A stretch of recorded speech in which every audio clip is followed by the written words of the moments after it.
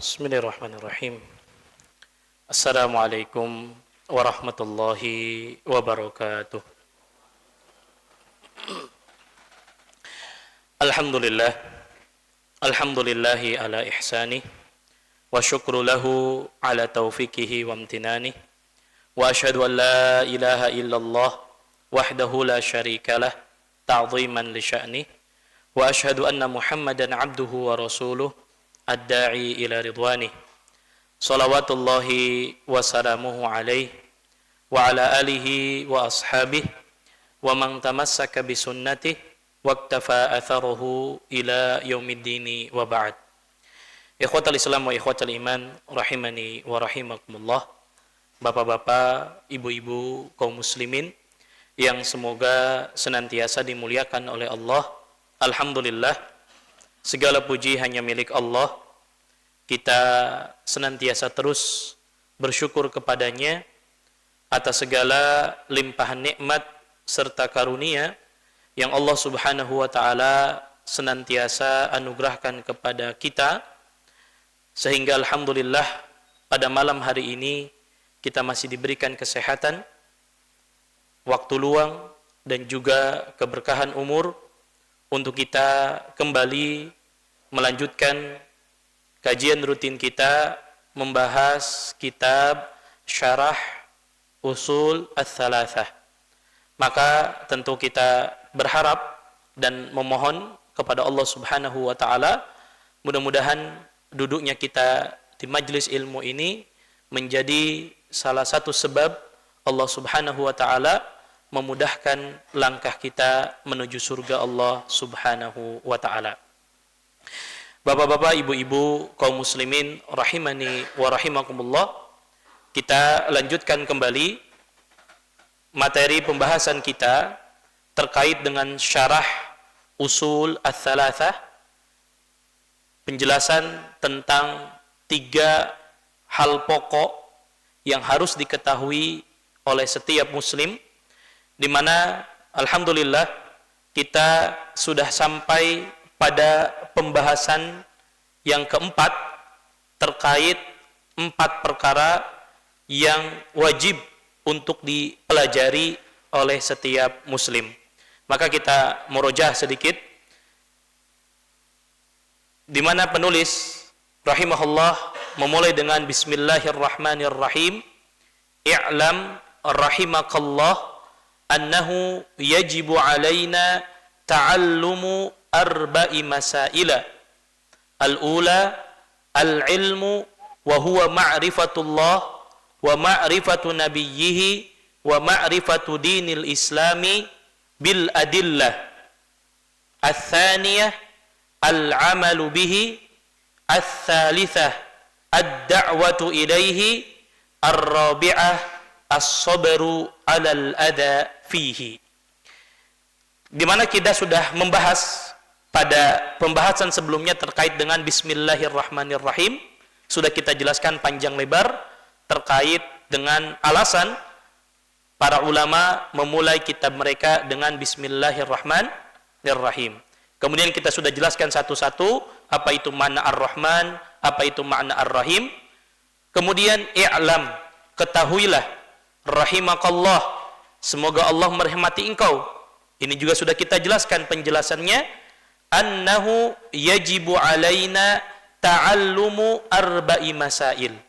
Wajib bagi setiap kita untuk mempelajari 4 perkara. Yang pertama, al-ula al-ilmu. Tentang ilmu. Pentingnya setiap kita punya ilmu terlebih dahulu. Dan sudah kita jelaskan apa definisi ilmu, apa kedudukan ilmu, dan lain sebagainya. Dan yang dimaksud ilmu di sini ada 3. Wa huwa ma'rifatullah, ilmu tentang mengenal Allah. Ini juga sudah kita jelaskan secara panjang lebar. Yang kedua, ma'rifatu nabiyyihi, ilmu mengetahui tentang nabinya Nabi Muhammad sallallahu alaihi wasallam. Wa ma'rifatu dinil islami bil adillah, dan ilmu tentang mengenal agama Islam berdasarkan dalil. Ini juga sudah kita bahas. Jadi Dari 4 perkara yang wajib untuk kita pelajari, yang pertama ilmu. Ilmu ini 3 hal yang wajib untuk kita pelajari. Ilmu mengetahui tentang Allah, ilmu mengetahui tentang agama Islam, ilmu mengetahui tentang nabinya sallallahu alaihi wasallam. Kemudian perkara yang kedua yang sudah kita bahas, setelah kita punya ilmu tentang Allah, ilmu tentang nabinya, ilmu tentang agama Islam, maka yang kedua yang wajib untuk kita pelajari adalah ats-tsaniyatu al-'amalu bihi. Kita mengamalkannya. Ini juga sudah kita bahas. Ats-tsalitsatu, dan yang ketiga ad-da'watu ilaih. Setelah punya ilmu, amalkan, dakwahkan.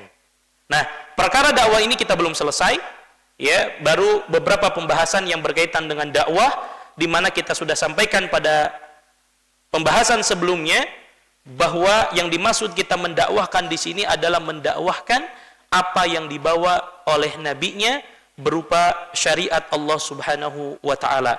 Dan dalam berdakwah harus terpenuhi minimal 3 syarat. Yang pertama adalah hikmah. Jadi dakwah itu harus dengan hikmah. Nggak boleh dengan cara yang keras. Ya. Dengan hikmah wal mau'idhah al hasanah.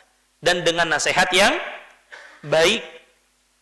Kalaupun harus berdebat, wajadilhum billati hi ahsan, kata Allah. Maka wajib berdebatnya dengan debat yang cara yang baik. Ya, bahkan sudah kita jelaskan, Allah memerintahkan kalaupun kita harus berdebat dengan orang-orang non-muslim, itu pun debatnya dengan cara yang baik. Nggak boleh dengan cara yang keras, dengan cara memaksa dan lain sebagainya. Ini menunjukkan kepada kita betapa agama Islam mengajarkan arti perdamaian kepada kita. Bahkan dalam urusan berdakwah pun harus dengan cara yang lemah lembut, dengan cara yang hikmah, nasihat yang baik. Kalaupun harus berdebat, bertukar pendapat, itu pun dilakukan dengan cara yang baik. Kemudian juga sudah kita jelaskan di antara wa majalatud dakwah katsirah. Ya, media untuk berdakwah itu banyak. Dan sudah kita singgung pada kesempatan sebelumnya tentang pentingnya kita berdakwah zaman sekarang di media sosial. Ya, bayangkan berapa banyak manfaat yang akan kita dapatkan ketika kita men-share setiap info-info kebaikan, nasihat-nasihat kebaikan. Anggaplah dari banyak orang yang melihat nasihat kita, mungkin 1-2 mendapatkan hidayah melalui wasilah dakwah kita. Ini pun akan sangat bermanfaat. Nah, sekarang kita masuk kepada masih pada pembahasan yang ketiga tentang masalah dakwah. Setelah kita punya ilmu, kita amalkan, kita dakwahkan. Maka di sini penulis mengingatkan kepada kita tentang keutamaan berdakwah kepada Allah Subhanahu wa taala. Dan masing-masing kita punya kewajiban untuk berdakwah. Jadi dakwah itu bukan hanya sekedar tugasnya ustadz, tugasnya dai, ya. Bukan hanya sekedar mereka. Setiap kita punya peran untuk berdakwah dengan kapasitas kita masing-masing. Makanya kata Nabi, ballighu anni walau ayat. Sampaikan dariku walaupun hanya 1 ayat, tentunya sesuai dengan kapasitas kita. Kita punya keilmuan 1, 2, 3, kita dakwahkan. Bayangkan kalau ada orang dapat hidayah melalui tangan kita, nanti akan kita sebutkan keutamaannya.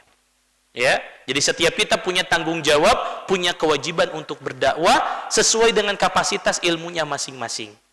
Namun yang harus digarisbawahi adalah kalau kita bicara agama, tentunya harus berdasarkan ilmu. Makanya pertama kali yang harus kita miliki adalah ilmu dulu.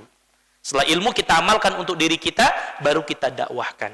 Karena tidak boleh seseorang berbicara atas nama Allah, berbicara tentang agama tanpa ilmu. Ya, wala takfu ma laisa laka bihi ilmun. Inna sam'a wal basara wal fuada kullu ulaika kana anhu mas'ula. Kata Allah, jangan kalian mengikuti sesuatu yang kalian enggak punya ilmu tentangnya.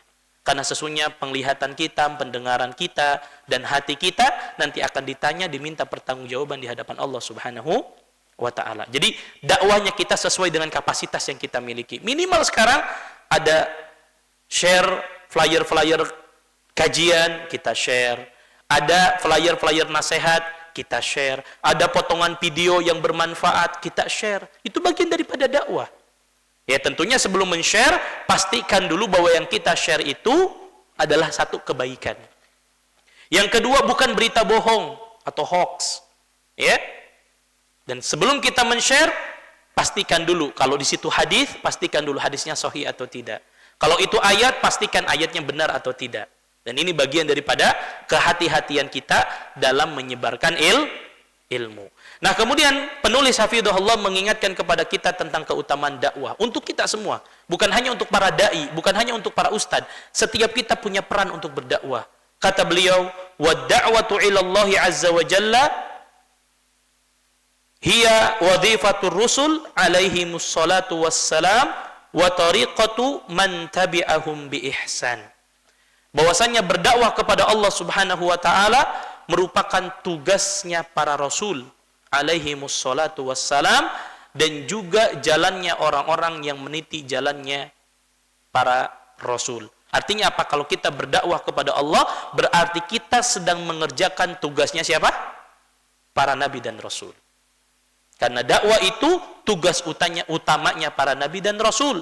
Ketika kita mengemban peran untuk berdakwah dengan kontribusi kita masing-masing, maka berarti kita sedang mengerjakan tugasnya para nabi dan rasul, dan juga orang-orang yang mengikuti para nabi dan rasul. Fa idza arafa al-insan ma'budahu wa nabiyahu wa dinahu wa manna Allahu alaihi bit-taufiq lidzalik fa inna alaihi sa'yu fi inqadhi ikhwanihi bi da'watihim ila Allah azza wa jalla wa liyubashshira bil khair.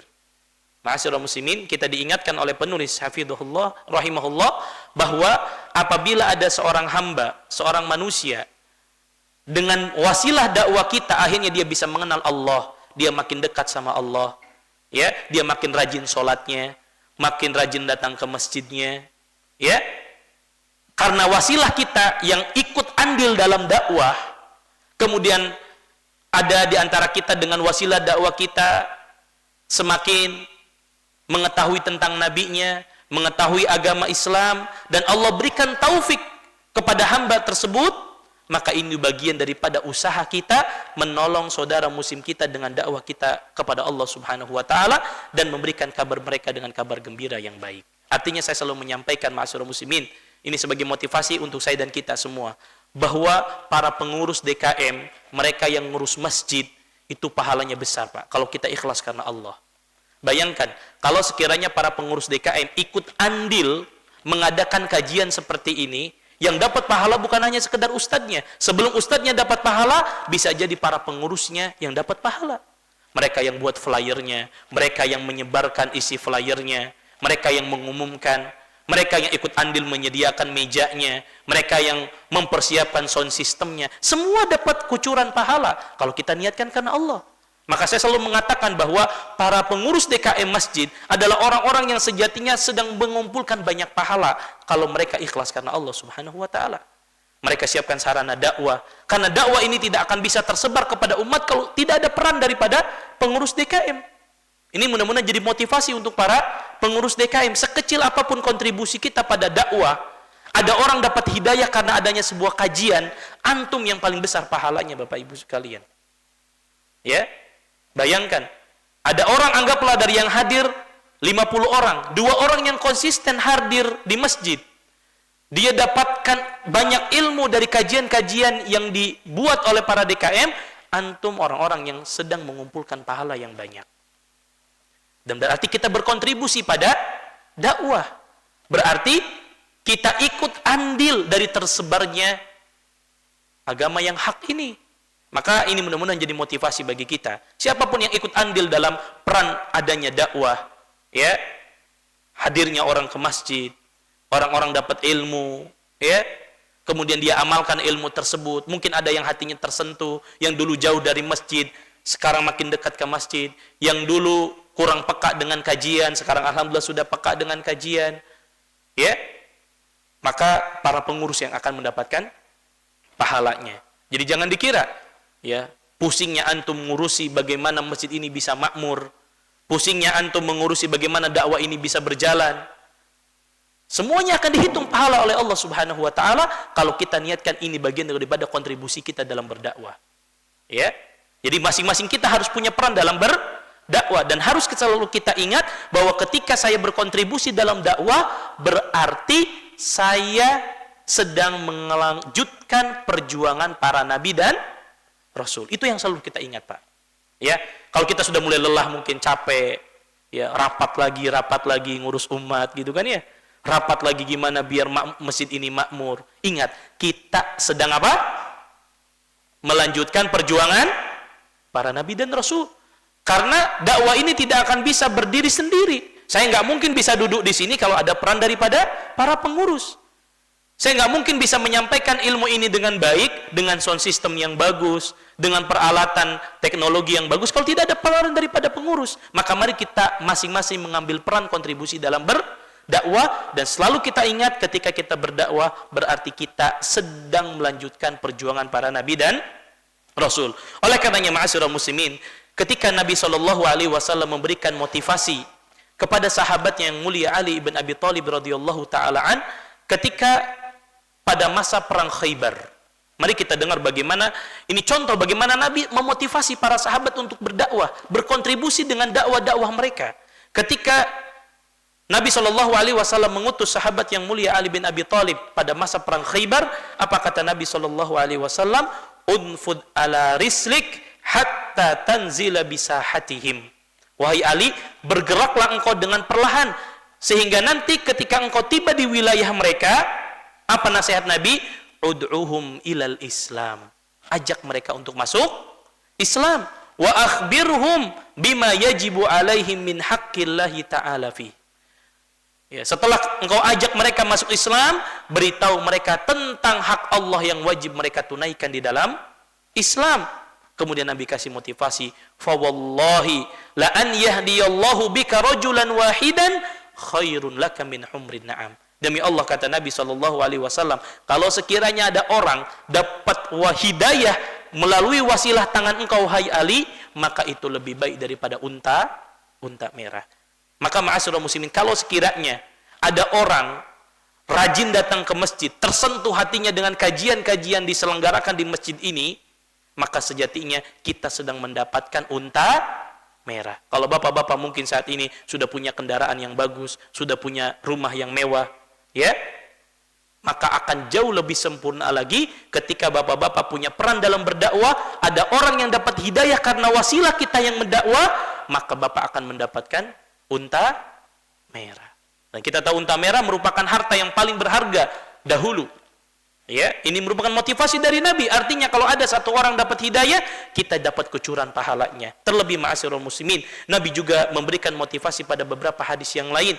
Yang ini juga mudah-mudahan memotivasi saya sebagai orang yang mengajak kepada kebaikan, dan bapak-bapak, para DKM, para pengurus yang ikut membantu terselenggaranya dakwah ini. Maka mari kita dengar apa kata Nabi SAW. Ketika kita sudah mulai capek, ketika sudah kita mulai lelah mengurus masjid, ingat hadis ini ma'asyiral muslimin. Kata Nabi SAW, man da'a ilal huda, man da'a ila huda, kana lahu minal ajri mithlu ujuri man tabi'ah, la yanqusu dzalika min ujurihim syai'a. Barang siapa yang mengajak kepada kebaikan, maka dia akan memperoleh pahala seperti pahala orang-orang yang mengikutinya, dan tidak mengurangi pahala sedikit pun daripada orang yang melakukan kebaikan tersebut. Bayangkan, satu kebaikan yang dilakukan karena ada peran kita dalam dakwah, itu akan jadi pahala yang terus menerus. Kalau ada orang, anggaplah dapat hidayah, yang dulunya nggak pernah ke masjid, yang dulunya jauh dari masjid, kemudian rajin ke masjid, karena ada wasilah kita dalam berdakwah, selama dia datang ke masjid kita dapat kucuran pahalanya, Pak. Ini masa pensiun yang paling bagus, Pak. Kalau sekarang bapak-bapak rata-rata sudah pensiun dari tempat kerjanya, kan yang paling enak itu kita pensiun, kerja udah enggak, dapat apa? Gaji tiap bulan, betul atau tidak? Nah, nanti masa pensiun yang terbaik adalah ketika sudah terbujur kaku kita di dalam liang lahat, kita nggak lagi mampu untuk beramal, nggak bisa lagi kita sholat, nggak bisa lagi kita datang ke masjid, nggak bisa lagi kita duduk di kajian, tapi pahala kita terus mengalir. Kenapa? Karena ada peran-peran dakwah yang pernah kita tinggalkan di dunia. Dan itu tidak akan mengurangi sedikit pun pahala orang yang melakukan kebaikan tersebut. Namun kata Nabi, wa man da'a ila dhalalah kana alaihi minal itsmi mithlu athami man tabi'ah la yanqusu dzalika min athamihim syai'a. Barang siapa yang mengajarkan kepada kesesatan, mengajarkan kepada keburukan, menunjukkan orang kepada keburukan dan kemaksiatan, maka mereka pun akan mendapatkan apa? Dosa seperti dosa orang yang mengikutinya tanpa mengurangi dosa sedikit pun orang tersebut. Maka ini motivasi dari Nabi ma'asyiral muslimin. Bahkan Nabi mengatakan, "Man dalla ala khairin falahu mithlu ajri fa'ili." Siapa yang menunjukkan kepada kebaikan, maka baginya memperoleh pahala seperti pelakunya. Jadi ini luar biasa ma'asyiral muslimin. Jadi kalau kita ingin masa pensiun kita itu bermanfaat bagi umat, maka ikutlah berkontribusi dalam berdakwah walaupun hanya ya dengan hal yang mungkin bagi orang itu hal yang remeh. Ya, ngajak orang, ada flyer kita share. Bayangkan Pak, kalau ada orang lihat status kita, oh ada kajian di Masjid Al-Ikhlas. Dia datang jauh-jauh dari satu tempat ke masjid ini, dia langkahkan kakinya, dia hidupkan motornya, dia datang ke masjid ini, dia datang untuk hadir di kajian ilmu, kita dapat kucuran pahalanya. Ya, ini apalagi ladang dakwah saat ini luar biasa Bapak-bapak sekalian. Tinggal kita mau atau tidak. Ya. Dakwah lewat media sosial, men-share setiap nasihat kebaikan, ada potongan video kita share. Ini nikmat dari Allah. Ya. Kalau sekiranya orang-orang yang mengajak kepada kesesatan semangat untuk menyebarkan ajaran mereka lewat media-media sosial, maka kita lebih berhak untuk lebih semangat lagi untuk men-share setiap kebaikan. Kalau ada orang-orang misionaris semangat ya, agar orang-orang yang sudah masuk Islam murtad keluar daripada agama Islam, kenapa kita tidak semangat mengajak kaum muslimin untuk semakin dekat kepada Allah melalui kajian-kajian kita, melalui dakwah-dakwah kita? Maka ini merupakan motivasi dari saya untuk diri saya pribadi dan kita semua, jangan lelah untuk berdakwah. Walaupun nanti akan kita jelaskan, nanti kita akan diingatkan oleh penulis juga tantangan dalam dakwah ini berat. Berat Pak, capek. Ya, ngurus umat itu capek. Ngurus umat itu capek. Mikirkan bagaimana masjid ini harus makmur, mikirkan bagaimana kajian harus tetap berlangsung, mikirkan bagaimana operasionalnya harus berjalan. Memang lelah, tapi kita harus ingat, ini kesempatan kita untuk mencari amal soleh, mencari pahala yang nanti kalau kita sudah tidak lagi beramal, Allah akan berikan kita kucuran pahala yang terus mengelurus. Ya, bukankah kata Nabi SAW, sab'un yajri 'alal abdi ajruhunna min ba'di mauti wa huwa fi qabri. Ada 7 amalan yang akan terus bermanfaat bagi seorang hamba dan dia sudah berada di dalam liang lahat, di alam kubur, tidak lagi mampu beramal. Salah satunya man 'allama ilma, mereka yang mengajarkan ilmu. Mungkin bapak-bapak ada keterbatasan, gak bisa mengajarkan ilmu secara langsung, tapi punya kontribusi mengajarkan ilmu lewat apa?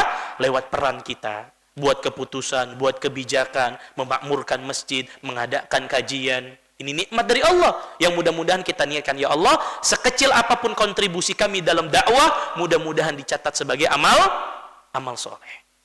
Ya, ini luar biasa Pak. Jadi setiap kita harus punya kontribusi dalam dakwah dengan cara kita masing-masing. Ada yang mungkin kontribusi dengan hartanya, alhamdulillah.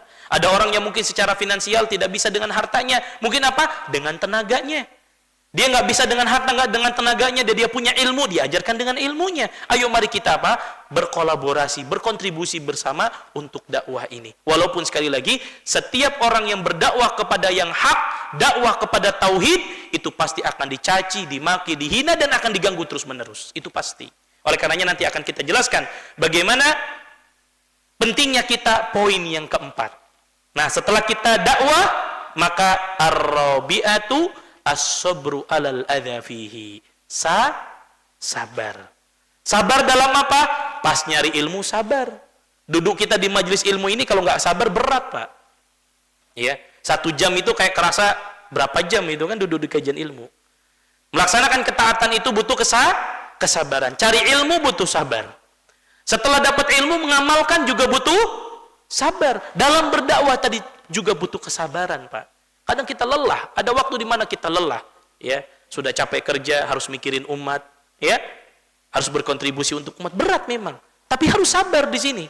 Makanya masya Allah 4 ini ya luar biasa. Makanya saya teringat sekali ma'asyiral muslimin, ketika saya mengikuti satu daurah di Kuwait saat itu, saya teringat salah satu nasihat dosen kami, dia mengatakan kalau kita ingin sukses, minimal punya 3 perkara ini dan praktikkan ini dalam urusan dunia dan akhirat kita.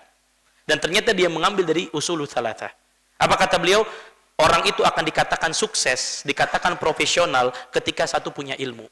Kan kita kalau kerja pasti kita harus punya apa? Menguasai ilmunya kan, knowledge-nya harus bagus. Setelah punya ilmu harus apa? Kita amalkan. Ada jam terbang kan? Ilmu apapun itu tidak akan pernah bermanfaat bagi kita kalau kita tidak amalkan. Dan yang ketiga kata beliau sabar. Sabar ketika kita mencari ilmunya, sabar mempraktikkan ilmunya, ya. Maka insya Allah urusan dunia kalau kita praktikkan dengan segitiga kesuksesan tersebut, yaitu ilmu, amal dan sabar, insya Allah semuanya akan dimudahkan oleh Allah Subhanahu wa Ta'ala. Ya. Yang tentunya tadi tidak lepas daripada yang keempat adalah tadi sebelum berdakwah, sebelum kita sabar juga berdakwah. Nah, kemudian ma'asyiral muslimin rahimani wa rahimakumullah, beliau mengingatkan kepada kita yang dimaksud as-sabru alal adha fihi, as-sabru habsun nafsi ala ta'atillah. Kita menahan diri untuk tetap mentaati Allah, itu namanya sabar. Jadi sabar itu sabar dalam melaksanakan ketaatan kepada Allah. Wa habsuha an ma'siyatillah, menahan diri untuk tidak bermaksiat kepada Allah, ini pun butuh kesabaran.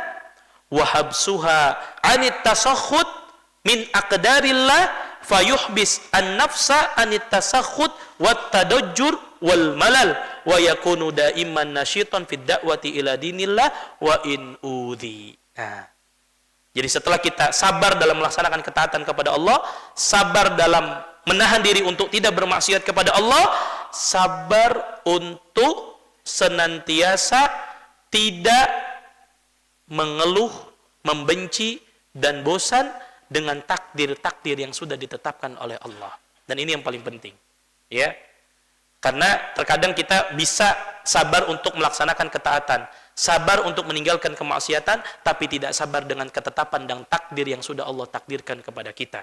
Maka tiga ini adalah pembagian daripada sabar yang nanti akan kita jelaskan secara terperinci, bahwa sabar itu ada tiga. Sabar dalam melaksanakan ketaatan kepada Allah, sabar dalam meninggalkan kemaksiatan kepada Allah, dan sabar untuk menerima setiap ketetapan dan takdir Allah. Dan beliau ingatkan kepada kita, hendaklah setiap kita nasyiton fid dakwah, tetap semangat untuk berdakwah. Lihat, kita selalu diingatkan ma'asyiral muslimin, ini nasihat untuk saya yang menyampaikan ilmu dan juga para pengurus DKM. Harus apa? Bapak-bapak, semangat. Ya, semangat untuk berdakwah, mengajak manusia kepada agama Allah, wa in udhi, walaupun kadang kita harus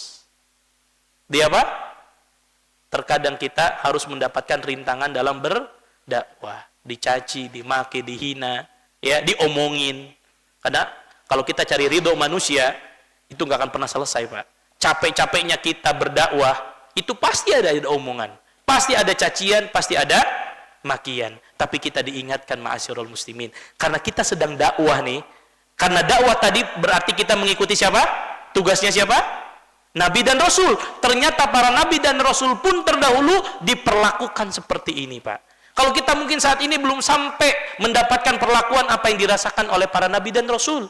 Pernah kita dakwah kemudian kita dilempar, dicaci, dimaki, dihina. Mungkin belum sampai, Pak.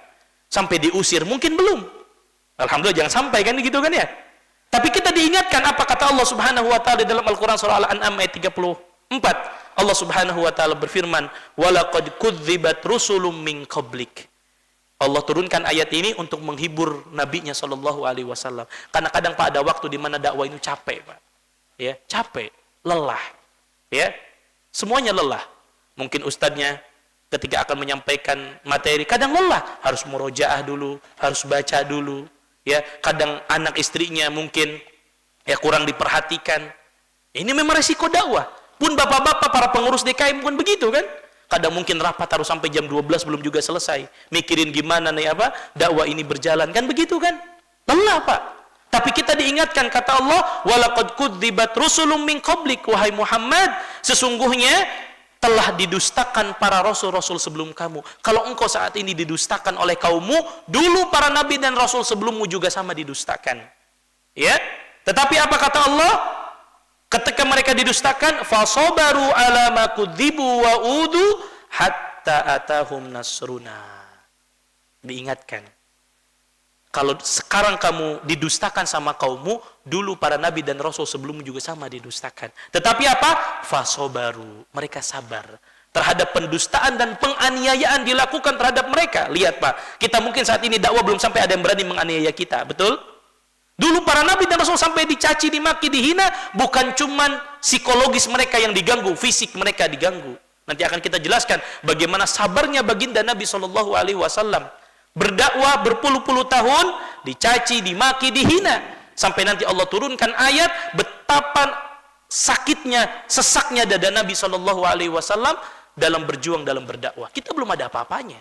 Kita belum sampai diusir, dicaci, dimaki, dihina. Ya, fasobaru ala makudzibu wa udu hatta atahum nasruna. Mereka dulu, para nabi sebelum engkau wahai Muhammad, mereka didustakan, dianiaya terhadap mereka. Tetapi Allah ingatkan, hatta atahum nasruna, sampai nanti datang pertolongan kami terhadap mereka. Ini kabar gembira dari Allah bahwa setelah seorang dicaci, dimaki, dihina, diusir, didustakan, pasti Allah akan tolong pada akhirnya. Lihat ma'asyiral muslimin, betapa bahagianya Nabi. Setelah Nabi SAW berdakwah cukup lama, 23 tahun Nabi berdakwah, 13 tahun di kota Makkah, 10 tahun di kota Madinah, Nabi diusir, Nabi dicaci, dimaki, dihina. Bayangkan ketika Nabi meninggalkan kota Makkah, kota yang selama ini beliau dibesarkan, kota yang sangat beliau cintai, Nabi nengok ke belakang ketika akan hijrah ke kota Madinah. Nabi mengatakan, wallahi innaki la khairu ardillah wa ahabbu ardillahi illallah walaula anni ukhrijtu minki ma kharajtu minki abada. Allahu akbar. Saking beratnya Nabi ketika meninggalkan kota Makkah, Nabi bilang, demi Allah wahai kota Makkah, engkau sesungguhnya adalah tempat yang paling dicintai oleh Allah, tempat yang terbaik yang ada di muka bumi ini. Kalau sekiranya aku tidak diusir oleh orang-orang musyrikin, maka aku tidak akan pernah keluar dari kota Makkah. Kita kan sampai kita diusir sekarang Pak dari tempat kita karena kita dakwah kepada Allah. Nabi sampai diusir, berat.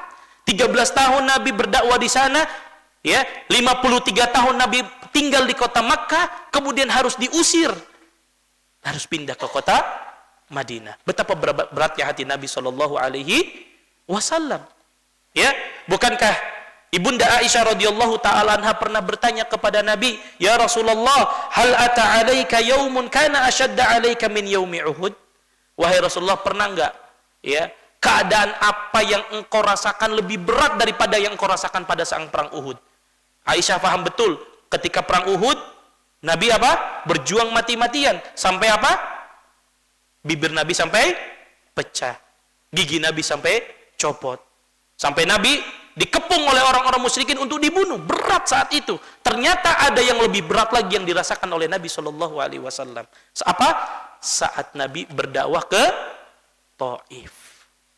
Ya, bayangkan Pak, sakit hati Nabi Pak. Dan kadang sebagaimana saya pernah sampaikan, kalau kita mungkin dilempar fisik kita yang dilukai itu biasa Pak. Tapi kalau hati yang sudah dilukai itu berat Pak. Dan itu dirasakan oleh Nabi SAW.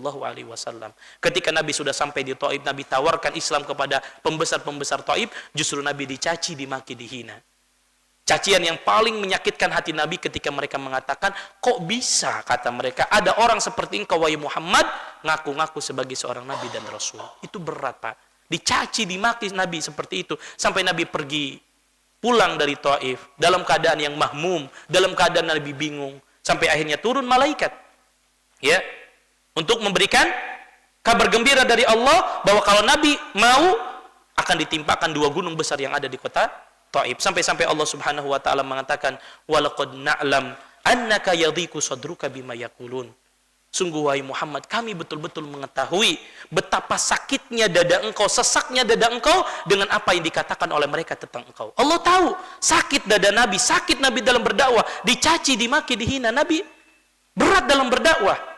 Tetapi Allah ingatkan, fasabbi bihamdi rabbik wa kum minas sajidin. Maka bertasbihlah kepada Allah, memuji Allah lah, dan jadilah engkau orang-orang yang senantiasa sujud kepada Allah. Dan Allah perkuat Nabi untuk istiqomah dakwah sampai meninggal. Wa'bud rabbaka hatta ya'tiyakal yakin. Dan sembahlah Allah terus konsisten sampai kematian datang kepada engkau. Maka ini motivasi dari Allah. Kalau kita ingin mengikuti jejak para Nabi dan Rasul dalam dakwah, kokoh dalam berdakwah, konsisten dalam berdakwah, sampai Allah wafatkan kita dalam keadaan berkontribusi untuk dakwah. Insyaallah nanti kita lanjutkan beberapa poin penting terkait dengan as-sabru alal adha fihi. Wallahu ta'ala alam wa sallallahu ala nabiyyina Muhammad.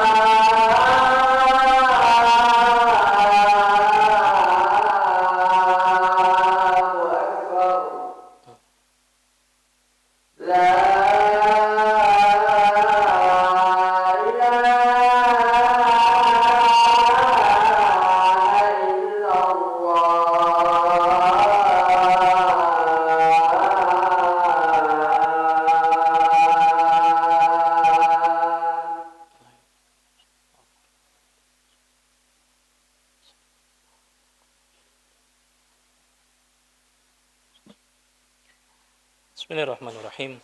Alhamdulillah wassalatu wassalamu ala Rasulillah wa ala alihi wa ashabihi wa man tabi'ahum bi ihsanin ila yaumiddin wa ba'd. Ma'asyiral muslimin rahimani wa rahimakumullah. Kemudian kita diingatkan dengan satu kaidah yang penting untuk kita selalu ingat, terutama dalam dunia dakwah, baik itu untuk para da'inya atau para pengurus yang memang ikut berjuang dalam berdakwah. Kata penulis, wa kullama qawiyatil adiyah qaruban nasr. Ya, semakin keras penganiayaan, penolakan ya terhadap seorang dai dan juga orang-orang yang berdakwah, maka akan semakin dekat pertolongan Allah. Jadi memang dakwah itu berat. Berjuang dalam dakwah itu penuh tangan. Tetapi setiap semakin besar tantangan dalam berdakwah, semakin besar peluang untuk datang pertolongan Allah. Lihat, Nabi SAW 23 tahun berdakwah. Dicaci, dimaki, dihina, diperangi, diusir. Tetapi betapa bahagianya Nabi ketika Nabi dapat menaklukkan kota Makkah. Saat Fathul Makkah, Nabi awalnya diusir. Gak ada satupun yang mengikuti Nabi. Pelan-pelan Nabi dalam berdakwah. Tapi pada akhirnya, setelah 23 tahun, Nabi SAW berdakwah, akhirnya terjadilah yang namanya Fathu Makkah. Betapa bahagianya Nabi kembali lagi ke kota Makkah dengan membawa jumlah kaum muslimin yang begitu banyak. Kemudian kita juga diingatkan, ma'asyiral muslimin, kadang kita merasa lelah dalam berdakwah, capek dalam mengurus umat, itu nggak kelihatan hasilnya ketika kita di dunia. Itu jangan membuat kita pesimis. Maka kata beliau, walaysa nasru mukhtassan bi an yansural insan fi hayatihi wa yara athara da'watihi qad tahaqqaq balin nasru yakun walau ba'da mautihi bi an yaj'alallahu fi qulubil khalqi qabulan lima da'a ilaihi wa akhdan bihi wa tamassukan bihi fa inna hadha yu'tabar nasran li hadhihi ad-da'iyah wa in kana mayyita. Allahu akbar. Kata beliau, ma'asyiral muslimin, di antara bentuk pertolongan Allah kepada seorang hamba itu tidak hanya pada saat dia ketika hidup. Mungkin kita sekarang dakwah, ikut membangun umat, ikut memakmurkan masjid, ikut berpikir bagaimana masjid ini bisa makmur, banyak jamaahnya, banyak orang yang hadir sholat. Itu mungkin belum kelihatan, Pak. Kita berpuluh-puluh tahun ngajak orang ke masjid, ngadakan kajian, kelihatannya belum ada bekasnya. Bukan itu. Bisa jadi hasilnya nanti ketika kita sudah meninggal, Pak. Jadi hasil itu bukan saat ketika kita masih hidup kemudian kita pengen langsung lihat hasilnya. Bisa jadi ketika sudah kita meninggal, Pak. Ada orang-orang yang mendapat manfaat dari adanya Masjid Al-Ikhlas ini, Pak. Ya. Kita sudah meninggal, ternyata ada orang-orang yang Masya Allah dulu dia baru sadar, oh ternyata Masya Allah saya dapat manfaat dengan banyaknya kajian yang ada di Masjid Al-Ikhlas. Oh Masya Allah, anak-anak kecil yang ngaji di Masjid Al-Ikhlas itu dapat manfaatnya. Sekarang kita mungkin belum lihat, Masya Allah, anak-anak yang ngaji di SHQ itu mungkin hafalannya baru sedikit. Kita nggak tahu, Pak. Ke depan ternyata orang-orang yang dulu pernah belajar Al-Quran di masjid ini melalui wasilah dakwanya bapak-bapak para pengurus, kelak mereka menjadi orang yang paling bermanfaat di tengah-tengah umat. Mungkin nanti akan adanya jadi dai, jadi ulama. Kita nggak pernah tahu, Pak. Ada jadi pengusaha muslim yang sukses. Kita nggak pernah tahu. Dulu belajarnya di mana? Saya belajar Al-Quran di Masjid Al-Ikhlas. Betapa besar pahala bapak-bapak akan bapak dapatkan. Bapak-bapak yang carikan gurunya, ya, yang carikan pengurusnya, yang menghadirkan mereka untuk belajar Al-Quran di sini. Bapak-bapak yang Masya Allah setiap pagi belajar Al-Quran. Ya, kita nggak pernah tahu, Pak. Bisa jadi mereka nanti dapat syafaat pada hari kiamat karena bacaan Al-Quran yang pernah mereka baca, karena wasilah mereka pernah belajar Al-Quran di Al-Ikhlas. Maka ini mudah-mudahan jadi motivasi, Pak, buat kita semua. Ya, lahan-lahan pahala ini besar di dunia dakwah. Kadang pertolongan Allah bukan ketika kita masih hidup. Bisa jadi kita sudah meninggal, ternyata barulah kita dapatkan hasilnya. Masya Allah, orang-orang yang dulu pernah belajar, pernah duduk di majelis ini, mereka menjadi orang-orang yang bermanfaat untuk umat. Masya Allah. Dan itu bagian daripada pertolongan Allah subhanahu wa ta'ala. Makanya beliau ingatkan, fa'alad da'iyah an yakuna sabiran ala da'watihi mustamirran fiha. Maka hendaklah seorang da'i sabar dalam berdakwah. Bukan hanya da'inya, pengurus yang ikut berkontribusi dalam dakwah juga harus sabar dan harus konsisten untuk terus-menerus dalam berdakwah. Ya, sabiran ala man yad'u ilaihi min dinillahi azza wa jal, sabiran ala ma ya'taridu da'watah, sabiran ala ma ya'tariduhu huwa minal ada, wa hahum ar-rusul salawatullahi wa salamuhu alaihim udu bil qaul udu bil fi'l. Qala Allah Ta'ala kadzalika ma atal ladina min qablihim mir rasul illa qalu sahirun aw majnun.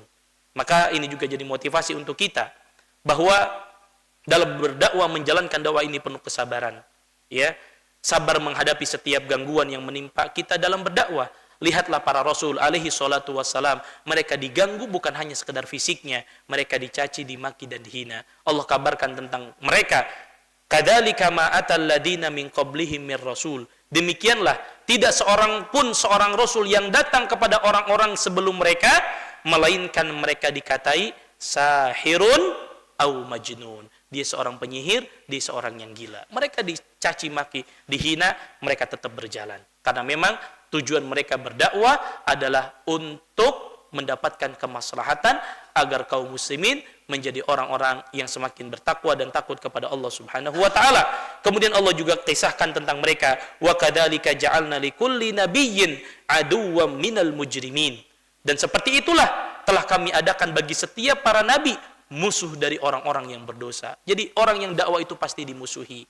Orang yang dakwah itu pasti enggak disenangi. Ada aja orang yang enggak suka sama dakwah kita. Ada aja orang yang ya ngomongin kita dan lain sebagainya. Itu biasa dalam dunia dakwah.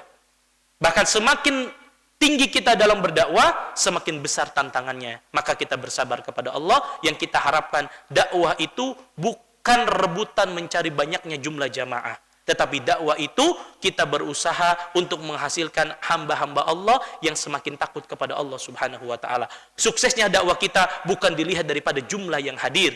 Suksesnya dakwah kita bukan dengan banyaknya orang-orang yang datang, tetapi suksesnya dalam dakwah adalah menghasilkan orang-orang yang semakin takut kepada Allah, yang itu mudah-mudahan bermanfaat bagi kita.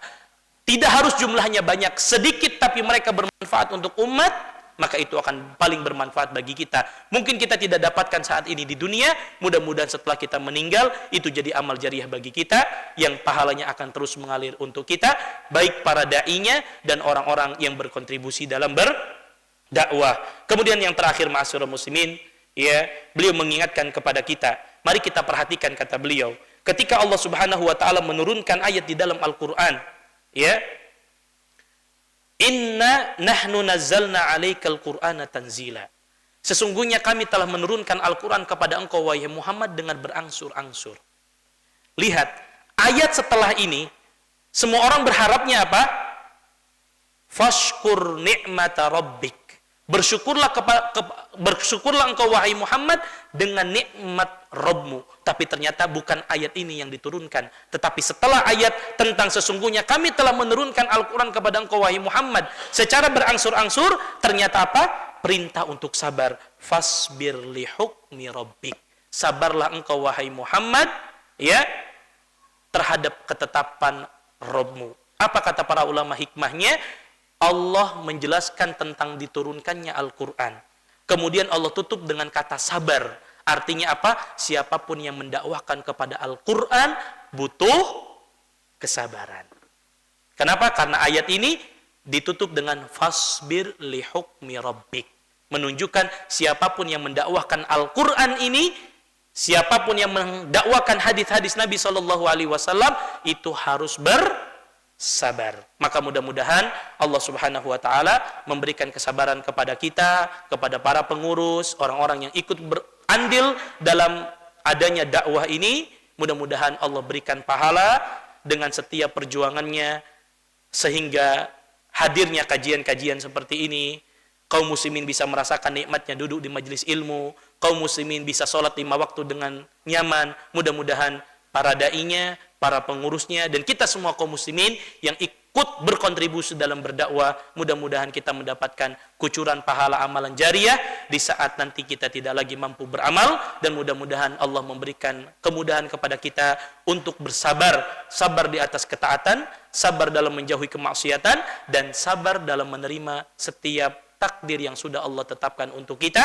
Maka insyaallah ta'ala tersisa satu terkait dengan pembagian sabar, kemudian dalil tentang 4 perkara tadi: ilmu, amal, dakwah, dan sabar. Apa dalilnya dan apa perkataan Imam Syafi'i rahimahullah tentang itu. Kemudian baru masuk kita kepada pembahasan tentang 3 pertanyaan yang akan ditanyakan oleh malaikat nanti di alam kubur kita. Wallahu ta'ala alam wa sallallahu ala nabiyina Muhammad. Mudah-mudahan apa yang disampaikan bermanfaat. Wa sallallahu ala nabiyina Muhammad. Kita tutup dengan doa kafaratul majlis. Subhanakallahumma wa bihamdika asyhadu an la ilaha illa anta astaghfiruka wa atubu ilaik. Assalamu alaikum warahmatullahi wabarakatuh.